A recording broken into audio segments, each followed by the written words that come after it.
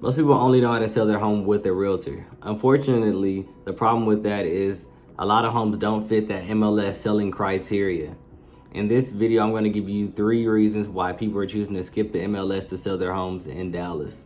But before I do that, make sure you like, you subscribe, and you share to anyone that is actually looking to sell a house right now. The first reason is people are looking to save on money, especially since we are headed towards a recession, and they're looking to skip all of the expenses that come with actually hiring a realtor.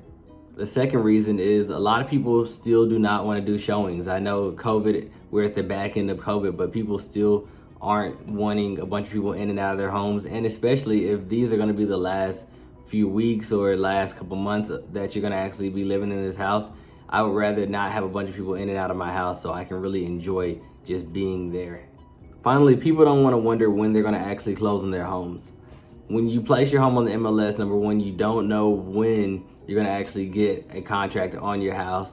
And after that, you don't know if once you get that contract and the closing date, if you're going to actually be able to close on that exact date, because so many times when you're working with traditional lenders, a lot of times they'll actually have to push back the date because certain paperwork isn't done, and that can actually hurt you if you are looking to move forward and purchase another home right after and you have like a pretty tight deadline.